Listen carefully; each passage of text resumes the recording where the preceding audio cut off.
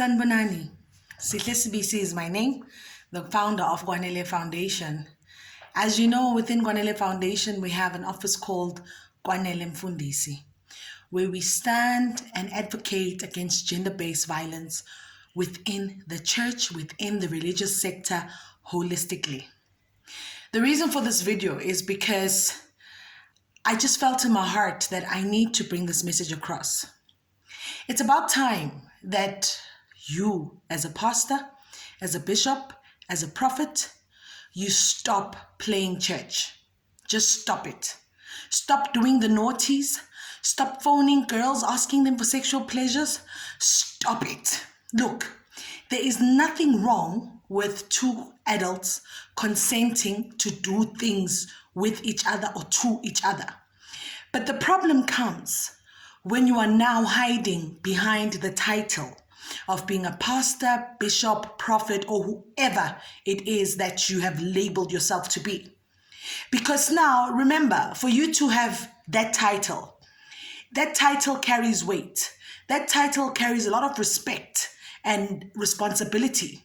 But you are now using your title of being a pastor in a negative light, where you are now using it to sexually exploit people, financially exploit people, physically exploit people, holistically exploit people. And people are quiet within the church because you are very quick to say, touch not my anointed. You are very quick to say to people, but I repented. You were not there when I made peace with God or with Jesus in my closet. But the question is, when you have repented and you have made peace with your God or the gods that be, what then happens to the people that you've left hurting? What then happens to the victims that are now suffering emotional hurt, physical hurt, financial hurt because of you, pastor, bishop, prophet, or whoever or whatever title you have bestowed upon yourself?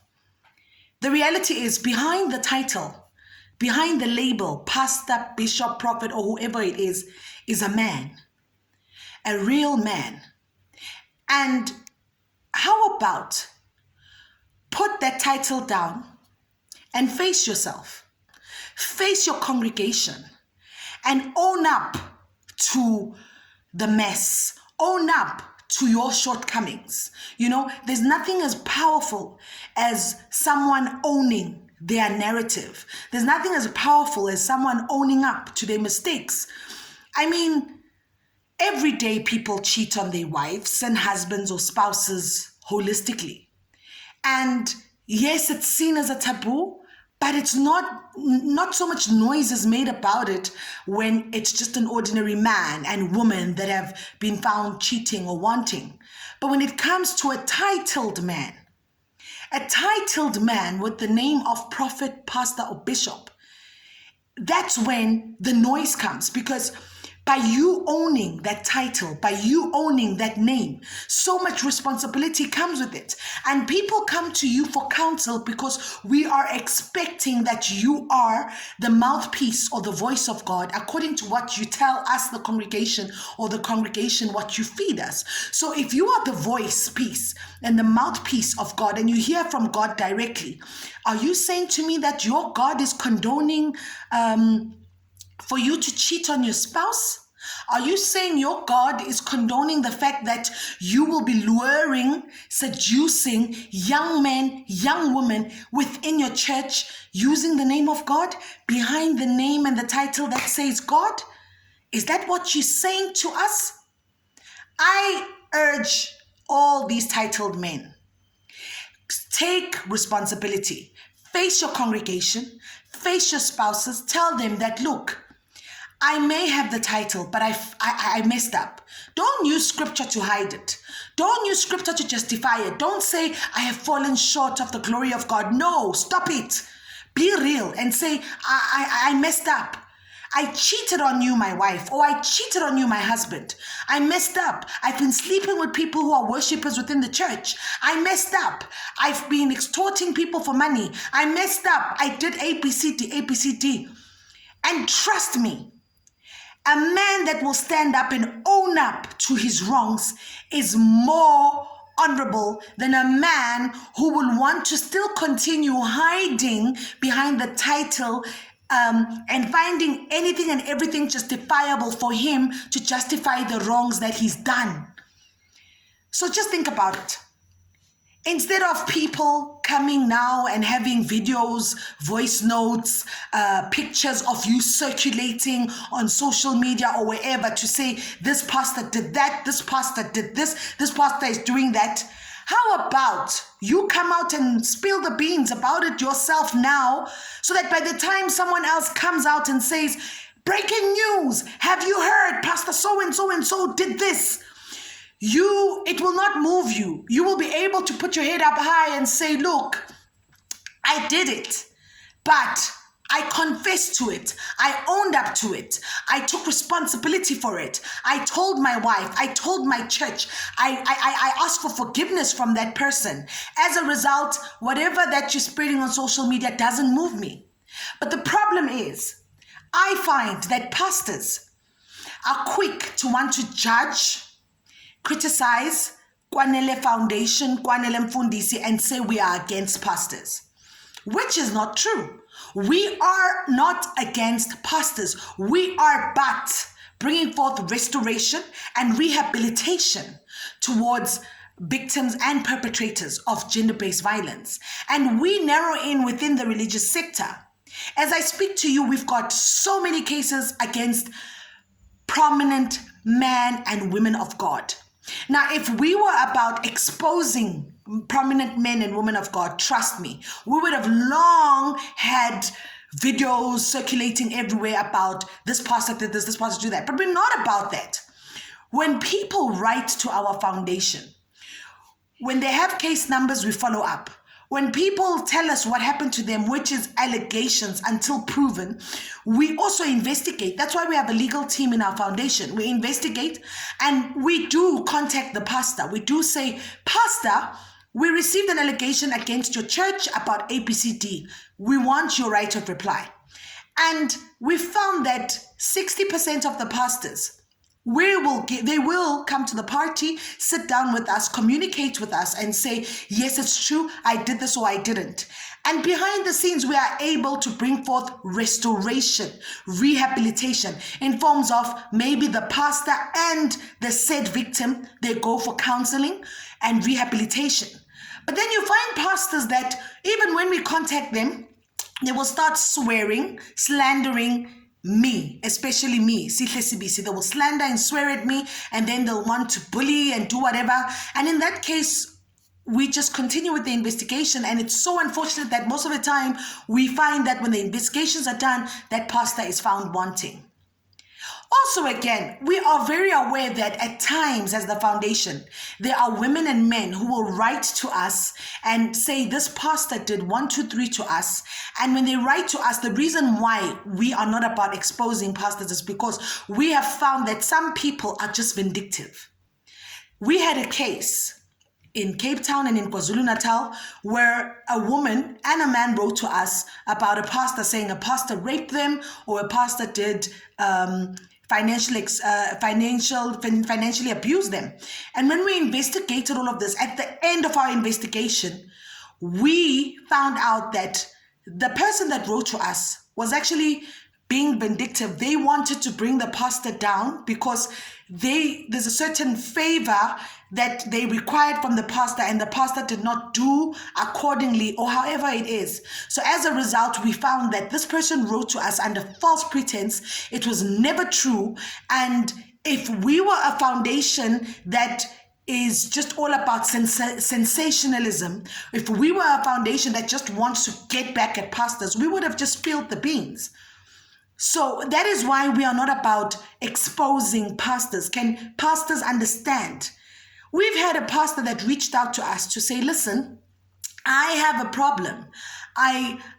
Yes, I'm married, I've got a wife, but I cannot help myself. I love sleeping with other women around.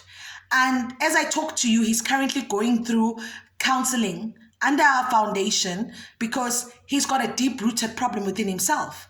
And that counseling involved his wife, the psychologist. They had to sit and mend these things around. As a result, should there be any stories of scandalousness coming out about the pastor, number one, he's never slept with minors, but he slept with women in his church. So during the counseling session that they're still undergoing, because they've been going through this counseling session for about 2 months now, he had to also face the so-called victims and apologize and put things right with them to say, listen, I did wrong. Maybe you were lured to me because of the title of pastoralship that I have, but this was never meant to happen. So when I say Kwanele Foundation is about restoration and rehabilitation for both the victim and the perpetrator, this is what I'm talking about.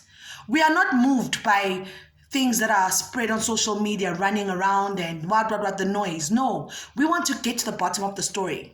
And I also say, should there be things that are flying around social media, it's because the victims themselves have decided to jump over us and say maybe we are too slow for them. Because some people write to us thinking, help us expose this person now.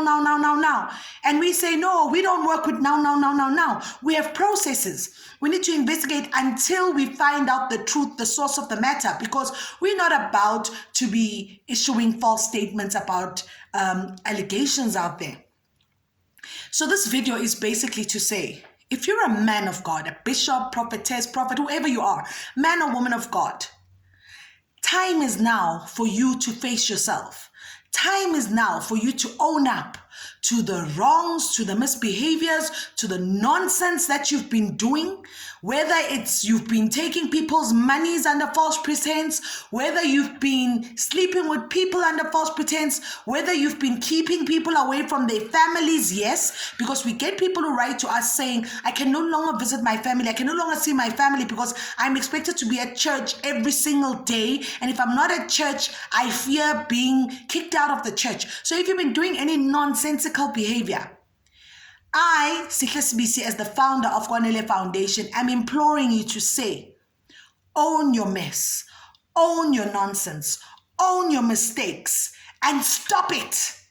Own it. Yes, it will be painful when you finally confess to your spouses, when you finally confess to the leadership, but rather own up to them and go through the processes that need to be for you to be holistically restored within, to avoid a bigger shame when your dirty linen starts coming out in the public.